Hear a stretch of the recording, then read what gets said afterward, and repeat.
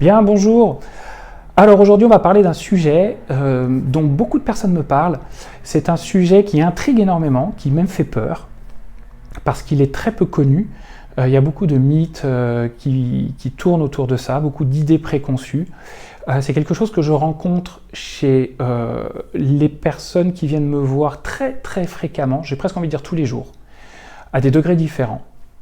Je veux parler des entités. Voilà, donc qu'est-ce qu'une entité exactement? Eh bien, une entité, c'est une âme qui n'est pas incarnée. C'est une conscience qui n'est pas dans un corps physique. Mais ce n'est pas pour autant qu'elle n'est pas autour de nous et qu'elle ne peut pas interagir dans notre vie. Donc en fait, il y a un spectre de ces âmes, de ces entités très large. Alors si on veut aller d'un extrême à l'autre, je dirais que ça peut aller d'une simple âme non incarnée un peu perdue, une âme errante, ce qu'on appelle, totalement inoffensive, juste un peu paumée, parce qu'elle ne sait pas qu'elle est morte, par exemple, ou qu'elle n'a pas voulu monter. Et ça peut aller à l'autre extrême, au démon bien pourri, exemple, l'exorciste. Voilà, l'exorciste, c'est une histoire vraie. Alors attention, ce n'est pas du tout fréquent, mais ça existe. Voilà, et entre les deux, il y a tout un panel de vibrations et de nocivité.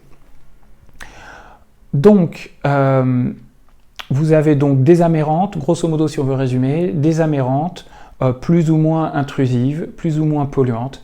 Vous avez des démons de différents degrés qui sont très handicapants.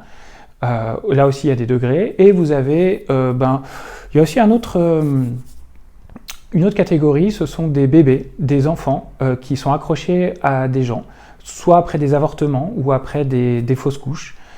Et en fait, l'enfant ne monte pas et reste accroché à la mère. Voilà, et ça aussi, c'est assez handicapant. Alors, maintenant qu'on a vu qu'est-ce que c'était, on va voir où est-ce qu'on les trouve exactement. Alors, on les trouve à 3 endroits différents. On les trouve déjà autour de nous, dans les lieux d'habitation. Alors, il y en a partout, hein, quand on va au supermarché, au ciné, dans un bar, tout ça, il y en a partout qui se baladent. Si on avait des lunettes et on pouvait voir derrière le voile, je crois qu'on serait assez surpris de ce qu'on trouve. Donc il y en a autour de nous, donc dans nos lieux d'habitation, très souvent. Et ensuite, il y en a sur nous, donc il y en a parfois qui se collent à nous. Et il y en a parfois aussi qui rentrent en nous, dans notre canal. Et là, c'est beaucoup plus problématique. Quand il y en a autour de nous, souvent on les entend, on peut les sentir, mais ce n'est pas trop handicapant. Certaines personnes sensibles, ça peut l'être, mais pour la plupart des gens, ils ne s'en rendent même pas compte. Dès que ça se colle sur nous, c'est plus ennuyeux, et quand ça rentre en nous, à l'intérieur de nous, là, c'est encore plus problématique. Je vais venir un petit peu plus tard de comment ça se manifeste et comment faire. Alors pourquoi? Pourquoi est-ce que certaines personnes ont des entités collées à eux et d'autres n'en ont pas? Pourquoi certaines personnes ont des entités qui rentrent à l'intérieur et d'autres pas? Pour plusieurs raisons. Déjà, la première raison, c'est notre vibration, notre taux vibratoire. Quand notre vibration est trop basse, ça facilite ces entités pour se coller à nous et nous pomper notre énergie. Ça, c'est une première chose. Ensuite, parce que nous avons des failles. Donc nous avons une aura autour de nous qui nous protège, mais cette aura, de temps en temps, peut avoir des failles. Par exemple, si vous subissez un choc émotionnel. Donc, lorsque vous subissez une agression, un viol, un gros choc émotionnel, ça crée une ouverture, et là, s'il y a une entité qui se balade, eh ben, elle peut décider d'aller squatter. Voilà, donc là, elle peut carrément rentrer. Parfois, quand on utilise des substances, cannabis, alcool, et qu'on est dans des états modifiés de conscience, quand on est bourré ou quand on est complètement stone, eh ben, ça peut créer des failles aussi. Donc, c'est un problème. Et ensuite, notre passé. En effet, comme je dis très souvent lors de mes vidéos, nous ne pouvons pas vivre un événement dans notre vie qui n'est pas en résonance avec notre passé. Donc si vous avez une problématique avec des entités, c'est probablement qu'au niveau karmique ou transgénérationnel, vous avez des choses à résoudre à ce niveau-là. Et en fait, ça fait une accroche dans votre aura qui les attire. Donc, une fois que vous avez résolu toutes ces problématiques karmiques ou transgénérationnelles, eh ben, vous ne vivrez plus du tout ce genre de problème. Et comme plus on résout des éléments dans notre aura, dans notre histoire, et plus notre vibration monte. Donc là aussi, ça fait monter notre vibration. En fait, ces âmes ont une vibration relativement basse. Donc elles ne peuvent s'accrocher à vous que si votre vibration est basse. Si votre vibration est très très haute, elles n'ont pas de prise. À votre approche, elles se brûlent. Alors ce qui peut aussi se passer, c'est si vous êtes passeur d'âme. Ça peut être aussi une initiation. Les passeurs d'âme, et souvent ceux qui ne le savent pas, la vie essaye de les confronter à toutes ces entités pour leur faire prendre conscience qu'ils ont cette capacité de faire monter les âmes dans la lumière. Et souvent, ces âmes reconnaissent les passeurs d'âme et ont tendance à se coller à eux pour dire hey, on veut monter, aide-nous. Voilà, donc ça peut être aussi une raison. Comment on s'en rend compte? Quelle est la manifestation de ces entités? Alors souvent on les entend, surtout quand c'est dans un habitacle. Alors il y a pas mal de gens qui disent « Ah, j'entends marcher au premier, j'entends des bruits dans une pièce totalement vide. » Moi je sais que dans mon appartement, pendant très longtemps, ça claquait de partout. Je pensais que c'était les plaintes. À l'époque, je ne savais pas, je me suis dit « Oh, il fait chaud, c'est les plaintes qui claquent, le truc. » En fait, pas du tout. Donc quand ça claque dans un appartement, c'est souvent une entité qui se fait entendre. Voilà, donc souvent par des sons, plus ou moins forts, parfois très forts, parfois il y a des objets qui peuvent tomber. Par des sensations, on peut les sentir du froid, sentir que quelque chose ne va pas, si on est assez sensible. Ensuite, par des attaques la nuit, moi je sais que j'ai souvent été confronté à ça. La nuit, on sent des présences, des sensations, et ça peut même aller jusqu'à de l'étouffement, sentir qu'on est paralysé, qu'on nous plaque. Ça peut être flippant quand on ne sait pas trop ce que c'est.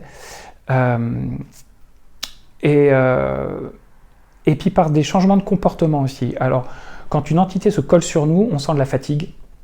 Déjà, on sent beaucoup de fatigue, on sent que quelque chose ne va pas, on peut avoir une douleur quelque part. Quand l'entité est rentrée, alors là, c'est plus problématique, ça peut vraiment changer le comportement. Ça peut nous faire avoir des pulsions suicidaires, des idées noires, des pulsions de colère, d'agression. Donc certaines personnes peuvent ne plus être eux-mêmes du tout. Ça peut bloquer la vie de quelqu'un de façon très importante. Et c'est assez fréquent. Beaucoup de blocages dans la vie des gens sont dus à des entités qui sont rentrées et qui prennent le contrôle un petit peu de la personne. Donc ça change l'identité énergétique. Je sais que je ne peux pas faire de séance à quelqu'un si la personne a une entité à l'intérieur, parce qu'en fait son identité énergétique sera polluée par cette énergie. Donc il faut d'abord que je l'enlève pour pouvoir faire le soin, la séance. Donc ça peut être très très problématique. Et énormément de gens sont concernés par ça, sans s'en rendre compte évidemment. Quand une personne a une entité à l'intérieur, son comportement peut être changé et l'entité peut tout faire pour que la personne évite de se faire aider, forcément, parce que si l'entité se dit si elle se fait aider, moi je vais dégager. Donc il peut y avoir beaucoup de réticence et d'agressivité quand on propose à la personne un thérapeute, un énergéticien ou quoi que ce soit. Donc oui, ça peut être assez problématique. Quelle solution pour s'en débarrasser? Alors pour les lieux, des géobiologues par exemple, ou certains énergéticiens qui peuvent nettoyer les lieux. Vous pouvez, pour certaines entités assez légères, juste des amérantes, si vous mettez de l'encens, de la sauge, ça peut créer un environnement qui les éloigne. Dans certains lieux, il peut y avoir des failles aussi, ce qu'on appelle des portails astraux, qui font une porte sur un autre lieu et qui les amène sur une autre dimension, d'une certaine manière. Donc ça, un géobiologue vous le dira et vous réglera ça très bien. Sinon, la thérapie, un thérapeute, pour monter votre vibration, pour aller voir pourquoi au niveau du passé, il y a des failles, il y a des mémoires en rapport avec ça. Moi, je sais que dans mon parcours, j'ai eu une grosse période où j'ai dû résoudre énormément de choses en lien avec le bas astral et des entités. Et ça se matérialisait dans ma vie. Je me faisais attaquer la nuit, je me faisais étrangler, ça rentrait dans mon coronal. J'ai passé des nuits horribles. Tout ça, c'était aussi des initiations pour m'apprendre à les reconnaître, à les enlever. Je vous dis, le métier de guérisseur n'est pas de tout repos, contrairement à ce que certaines personnes peuvent croire.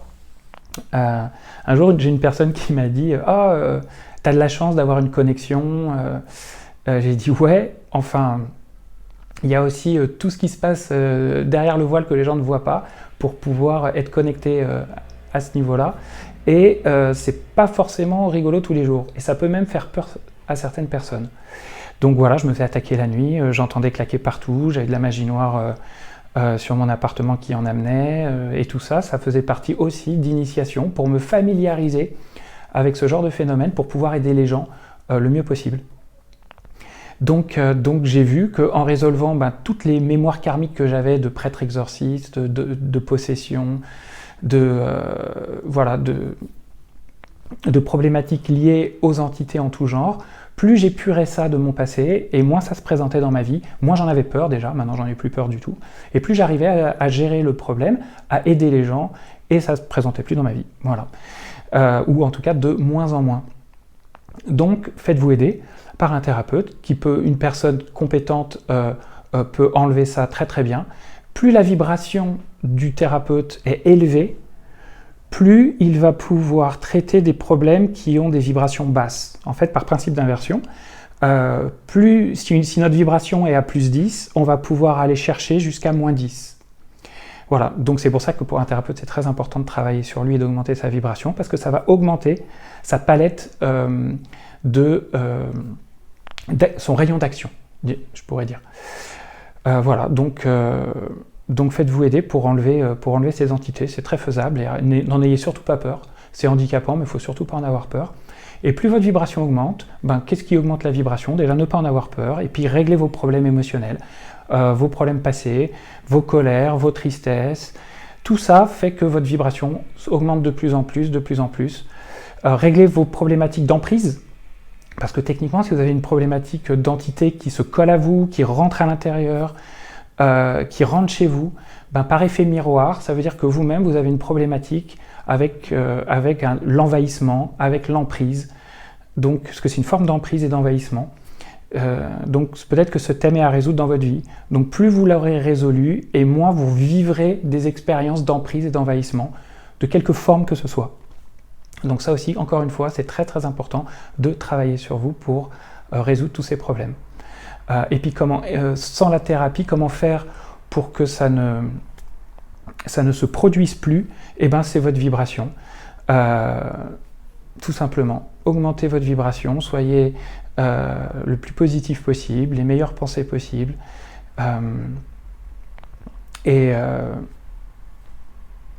Et puis de toute façon, tout est une expérience. N'en ayez surtout pas peur. Tout est là pour vous faire grandir. Tout est résolvable. Aussi important soient les symptômes. Donc voilà, c'est quelque chose, comme je vous dis, que je rencontre très fréquemment. Moi-même au début, il y a 3-4 ans, j'avais du mal à gérer ça. Quand un client venait, les entités qui étaient à l'intérieur, j'arrivais pas à les enlever. Je devais les envoyer vers quelqu'un d'autre. Les entités à l'extérieur, je mettais un peu de temps. Puis au fur et à mesure où moi-même je montais en vibration, ça m'était de plus en plus facile et je pouvais aider les gens avec des entités de moins en moins harmonieuses. Et puis quand je ne peux pas aider la personne parce que c'est hors de mes capacités, j'envoie vers quelqu'un qui peut. Voilà, donc il y a toujours une solution. Et la plupart des gens ne s'en rendent pas compte, ne savent pas. Ils savent que leur vie ne va pas, qu'ils sont fatigués, ils ont des symptômes, mais ils ne savent pas pourquoi c'est. Et souvent, c'est à cause de ça. Voilà. Donc, certaines ventes, là j'y pense, en parlant de maisons, certaines personnes essayent de vendre une maison par exemple, et puis il y a des entités dedans, peut-être les anciens propriétaires, qui ne veulent pas quitter les lieux, et ça peut bloquer des ventes de maisons, par exemple. S'il s'est passé... s'il y a eu des suicides dans une maison, dans un appartement, et peut-être que l'âme de la personne est toujours présente, et ça peut fortement polluer le lieu. Donc tout ça a un impact sur notre vie, mais tout ça est résolvable avec les bons outils, et parfois de façon, même si ça paraît impressionnant, parfois c'est pas très compliqué à résoudre. Voilà, j'espère que ça vous aura été utile. Si ça vous a plu, mettez un petit like, vous pouvez donc vous abonner à ma chaîne. Si ce n'est pas encore fait, vous pouvez me trouver sur le site l'arbreintérieur.fr pour des séances individuelles ou des formations. Et n'hésitez pas à me contacter si besoin est. À très bientôt et très très belle journée. Au revoir.